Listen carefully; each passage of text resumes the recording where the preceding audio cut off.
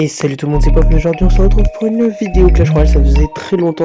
Et les gars, aujourd'hui je vais vous montrer le merge tactique, il y a eu plein de mises à jour, il y a eu longtemps, maintenant Clash Royale est revenu à la hype. Donc il y a plein de trucs à redécouvrir, on va directement prendre le truc dans la boutique, il a déjà été prêt. Et aujourd'hui mon but ça va être de vous montrer le merge tactique, de vous expliquer, même si je sais que c'est compliqué. Et d'ailleurs j'en profite pour vous parler de mon clan juste ici qui s'appelle MPSI, rejoignez-le, ça faisait longtemps que je voulais faire un Clash Royale. Du coup j'en ai un clan Clash Royale, j'en ai fait un, on cherche plein de gens actifs, donc pour l'instant on n'est qu'une dizaine. Du coup j'ai ouvert la boîte de consolation, on n'a pas grand chose, donc vraiment rejoignez en force si vous pensez être actif, c'est au moins 6000 trophées. Comme je vous l'ai dit précédemment, aujourd'hui je vais vous présenter le merge tactique, même si je sais que ce mode de jeu est beaucoup détesté par de nombreux joueurs. Moi je trouve que ça va, mais c'est vrai que ça sort vraiment de l'idée de Clash Royale. Comme vous pouvez voir, du coup je reviens au clan, on peut faire plein de dons, il y a vraiment plein de personnes qui le demandent. Donc c'est plutôt un bon clan, donc je vous invite vraiment à le rejoindre. Et nous on va directement partir pour le merge tactique. Donc comme vous pouvez voir, le merge tactique, juste ici, c'est un mode de jeu assez spécial. J'ai 800 trophées, donc ce qui est un petit peu, mais pas énormément. On a deux types de troupes, mais je crois pas que ça change grand chose, à part la couleur du dégât. Et en fait, vous allez voir, on a des troupes comme ça qu'on peut payer avec de l'élixir, qu'on peut après, on peut vendre, qui ont plusieurs types de dégâts. Et donc après, on a des modificateurs qui vont modifier nos parties. On va en avoir un au début de la partie. Et je vais vous montrer ça dans la partie. Ok, c'est bon, on a trouvé une partie. Donc comme vous pouvez voir, le modificateur, c'est tous les personnes commencent avec déjà un personnage. Et je vais acheter directement Chevalier d'Or et augmenter. Donc comme vous pouvez le voir, j'ai de l'élixir, je peux améliorer du coup mon barbare. Et là j'ai 4 élixirs en plus. Ça sert à rien que je rachète parce que j'ai déjà 2 sur 2 troupes. Et le combat du coup commence. Je peux voir mon adversaire en haut. Tout en haut on a les personnages et je peux voir la personne que je vais combattre. Elle a 2 petites épées. Du coup mes troupes ils vont se combattre, comme ça je peux rien faire pour le coup. Si j'achète ça va rien changer. Faut que j'attende que ça se termine. Il y a un chrono en haut à droite. Et si je gagne, du coup je vais mettre des dégâts à la tour adverse, comme vous pouvez le voir. De nombre de troupes qui me restent plus 1.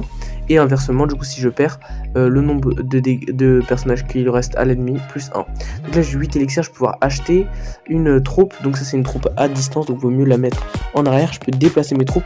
Là je viens de regarder la personne que je vais combattre. Et je peux acheter un PK en attendant. Et si je veux je peux la vendre juste ici en la touchant dessus. Et je peux voir les détails. Si je la vends, du coup je gagne 2 élixirs pour pouvoir acheter une troupe si je veux. Là je peux voir que je peux améliorer mon chevalier d'or. Et puis on va voir si on gagne cette manche ou pas. Ok, on l'a gagné, c'était plutôt simple. Et comme vous pouvez le voir, du coup là on a le PK qui était en réserve. Et donc je vais le vendre pour pouvoir améliorer mon chevalier d'or. Je vais avoir un peu plus d'élixir, donc ça sert à rien que je l'achète. Parce qu'on est déjà à 3 sur 4, comme vous pouvez le voir. Du coup j'ai pas assez d'élixir pour acheter la reine des archères. Mais c'est pas grave, je vais économiser. Et là on a juste à attendre pour voir le prochain combat. Là on peut voir en haut à droite qu'il y a une personne qui a mis un truc niveau 3 avec les 3 étoiles, comme vous pouvez le voir. Et c'est parti les gars pour le combat. D'ailleurs on est en train de le combattre. Donc il y a le gobelin à lance, le gobelin à lance qui est niveau 3. Bon je pense que je vais perdre, ça va être très compliqué de gagner, mais c'est pas grave, on perd que peu de dégâts. Mais ce qui est intéressant de gagner, c'est pas d'enlever des dégâts à l'adversaire, mais plutôt de ne pas en prendre.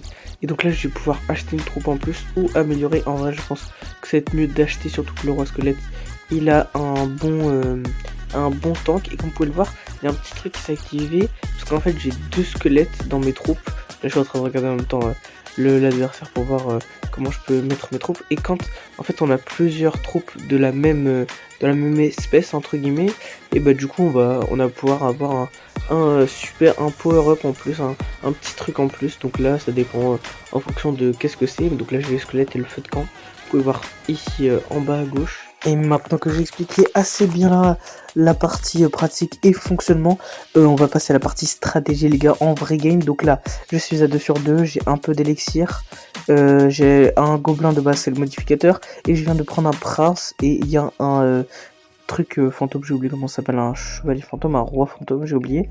Ok, on est plutôt en train de gagner, à part son... Ouais non, c'est parfait, on va gagner facilement, on lui met des dégâts. La première manche toujours, il n'y a pas beaucoup d'enjeux parce qu'on n'a pas beaucoup de troupes, donc il n'y a pas beaucoup d'enjeux tout simplement, parce qu'on perd pas beaucoup de dégâts si on perd. Là j'ai 5 d'élixirs, Ce qu'on va faire, ce qui pourrait être intéressant, c'est de améliorer le gobelin, de rajouter le fantôme et de l'améliorer. C'est parfait que je pouvais l'améliorer. Il me reste 3 d'élixir, je vais voir attendre la prochaine partie pour voir ce que je vais faire. Là je suis à 3 sur 3. Mais je pense que je vais prendre un chevalier d'or. Enfin je sais pas, ça dépend de ce que je vais faire. On repart du coup pour la deuxième manche. Il peut y avoir plein de manches comme il peut y avoir pas beaucoup de manches. On est plutôt en train de gagner, là ça va. Donc ce qui est important dans la stratégie, c'est les placements des troupes et aussi le choix de ce qu'on va acheter ou ce qu'on va vendre. Je gagne avec le fantôme royal. C'est très important de voir ce qu'on va vendre, ce qu'on va acheter, quelles troupes sont mieux, même à gauche. Et bien sûr, le dernier des stratégies, c'est le placement. Là, par exemple, je viens de plutôt opter pour une reine des archères pour distance, parce que j'ai déjà 2 tanks qui ont beaucoup de vie. Et la reine des archères, plus elle est loin, plus elle met de dégâts, donc ça c'est plutôt pratique. Là je viens de regarder du coup le camp et le camp adverse, et je vais les espacer pour avoir plutôt une bonne distance, parce que le gobelin lance, en fait lui, il a pas une très grande distance de 2K je crois.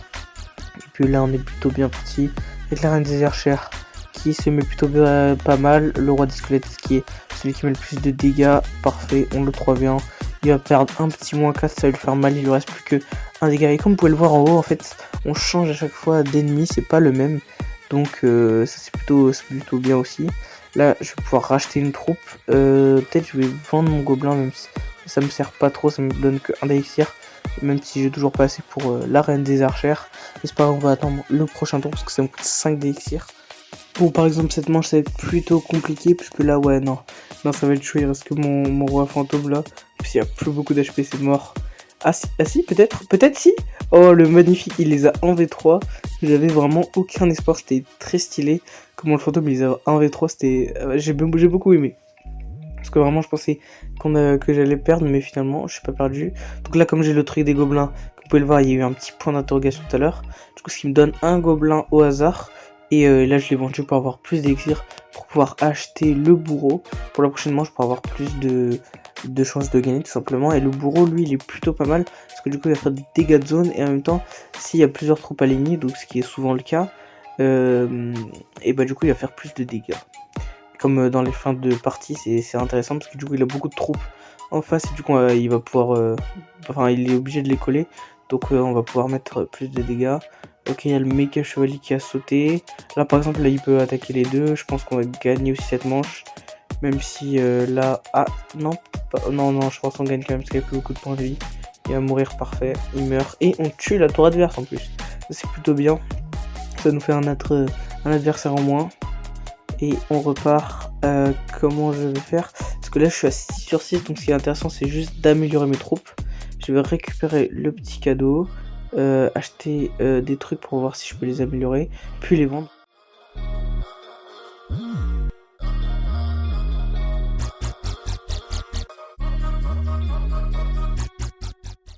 Et bah ça y est les gars, c'est la fin de la vidéo et c'est parfait. En plus on termine sur une victoire, donc ça c'est plutôt cool.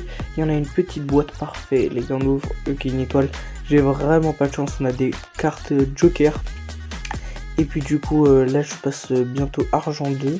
Ah, j'ai un petit truc à récupérer, un chevalier, c'est parfait. En tout cas voilà pour la vidéo, on revient à Clash Royale. D'ailleurs vraiment j'insiste sur le clan, rejoignez mon clan MPSI. Et puis salut tout le monde, c'était pour me dire, à la semaine prochaine pour une nouvelle vidéo.